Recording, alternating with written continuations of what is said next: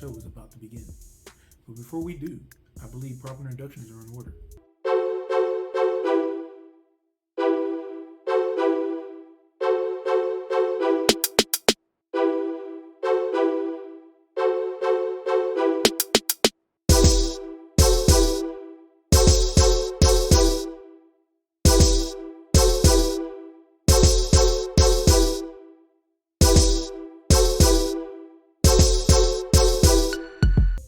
Now that that's out of the way, let's get into it.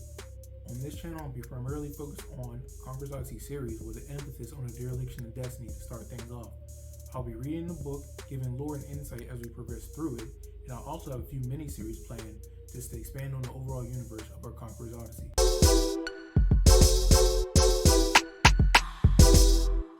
With all that said, let's start the first video.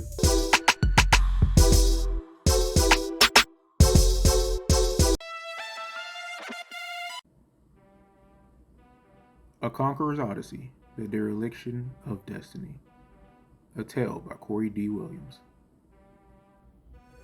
Prologue. It's time to start a grand tale. But where should I begin? Well shit. That's a fine way to start a saga. Wait, I got it. Let's start with the basics, shall we? My name is Phil, and I want to share a tale with you that stretches across the cosmos, centering around two children, who are twins in fact. Henriz and Joriz are their names. These children are very unique, and their destiny is ever-changing as the ocean. But more on that later. First, I wish to explain a few things about the section of the universe this story inhabits. In the beginning, brutality functioned as a currency in the path to power, setting the stage for a new enterprise to rise. The Great Unification Era. The orchestrators of law and order in this distant part of the universe claim the moniker Alt-Mai's Divinity Alliance. The Alliance, or the ADA's foundation, is in planetary conquest, with a lengthy history of taking worlds and siphoning anything useful from them. They practice this in order to fuel the Empire's expansion, claiming that they are spreading the Empire's prosperity to these unfortunate solar systems. But in actuality, the ADA has been chasing a deep space anomaly which has eluded them since its formation. The ADA was formed by 6 great warriors from different neighboring galactic systems within the Orodex sector. These warriors and their armies came together to face a common threat, instead of fighting each other as they did for what seemed like a millennia before. The Great Unification Era, as it was dubbed, lasted 1,645 Earth years, and during the first 1,045 or so, a singular force was rampaging through the lesser nearby galaxies, and amassing a massive army with each newly conquered foe, growing immensely more powerful as he went on. The great empires of the Orodex sector were so occupied battling and squabbling amongst themselves that they failed to appreciate the looming threat properly. Soon, the force became too great to ignore, so without any other viable option, they formed a union in order to defeat their common enemy. The ADA's history archives only refer to the unidentified foe as the common threat. However, he did have a proper name. The newly formed empire went to great lengths to erase it from history, but his name will live on. Shorum Khan was a cybernetic entity who led his armies against the forming ADA. His feats were lost to the ages, but Shorum Khan was ruthless, cunning, and practically unstoppable. But somehow, according to the ADA, he and his armies were defeated by the combined efforts of the 6 great empires over a span of 600 years.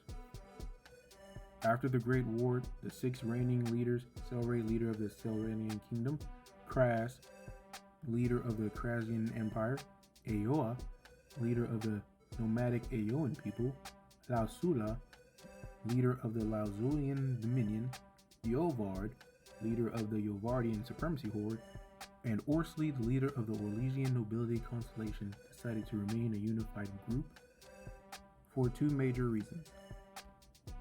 Half of the leaders believed that the alliance would be the ultimate power without rival, while the other half believed that it was divine providence that brought them together and set them on the path of enlightenment, thus dawning the Alt-Mai's Divinity Alliance's reign.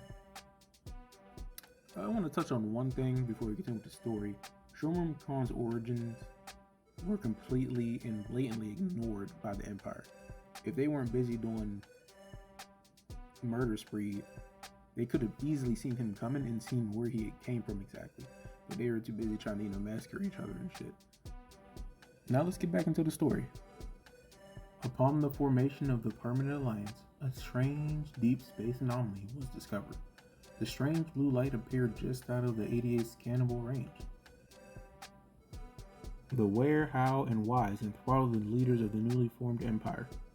They were too preoccupied with war for the last 600 years to confirm when the strange blue light first appeared. Although it was determined by the empire's historians that the strange blue light did not exist before the Great War. So naturally, a probe was sent to investigate it. But as it approached the blue light, the anomaly mysteriously moved further away. Frustrated by this, the 88 sent thousands of more advanced probes at the light, only for them to be either destroyed spontaneously or to cease functionality and drift dead in space, always failing at the 1 light year from destination mark for some mysterious reason. The 88 was still in its early stages and needed more resources in order to properly investigate the anomaly, thus beginning their planetary conquest initiative. For a number of years, the 88 only conquered nearby systems that possessed intelligent life. They gathered the most brilliant minds across the young empire and transformed the 88's home planet, Celio, into a mobile space-traveling entity. This enabled the 88 to explore and conquer solar systems along the way to the anomaly. Now that Celio isn't orbiting around a star anymore, the 88 needed a new system for days, weeks, months, and years. Thus, the Celio timescale was created.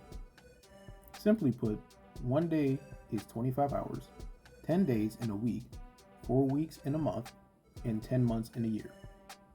There are 10,000 hours per year on Celio, which are marked with an AGC, Omai's Grand Celio. Once implemented, it marked the end of the Great Unification era and the start of the Divine Luminescent era. Got a few bonus lore points for you. Celio is roughly the size of Earth and had orbited a star 3 times the size of our sun. The scientists and engineers who designed Celio into a spacefaring entity were gifted royal status and given their own planets. Even though being a royal family has great perks, it is still an empire conquest. So the military still runs the show. However, those born into royal families can choose to serve the empire in different ways that are only accessible by royal families, such as being a delegate, becoming governors. They can also be emissaries as well.